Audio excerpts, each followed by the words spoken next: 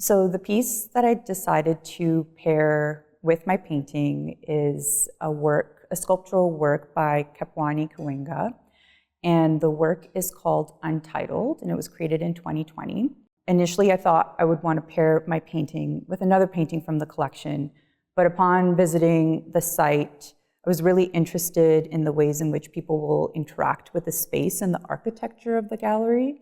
And then I started to think about more sculptural works, and when I saw Kapwani's work, initially I was quite struck by actually like the stark contrast between the pieces. And thinking about Kapwani as an artist, her educational background is actually in anthropology and religious studies. And I thought it was interesting because in a way we're both coming at art through very different lenses, not necessarily like a traditional art background.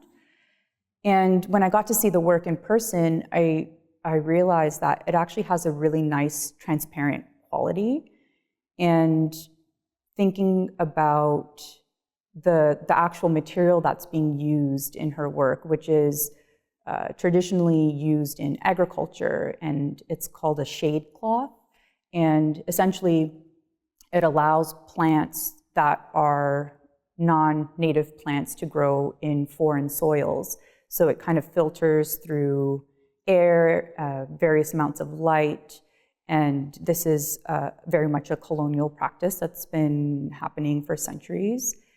And I became really fascinated by this notion of like what or who is filtered in and out, and thinking about painting and specifically my practice.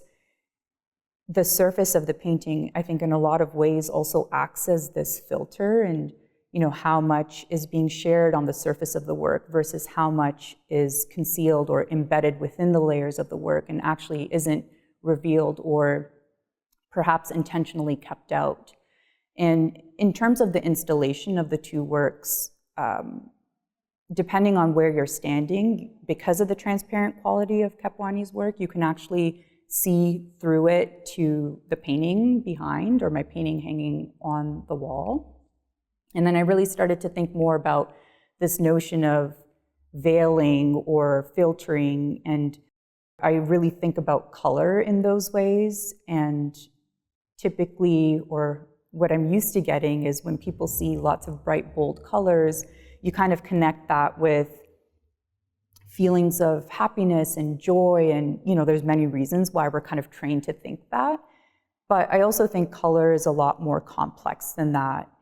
We adorn ourselves with all this color, but then when I think about conversations that I've had with the women in my family, the generations of women in my family, and really hearing their stories and then their experiences, oftentimes, it's far from happy and joyful, and there's a lot of hardship and challenges and unspoken words and regrets, that are kind of embedded beneath all these layers of color.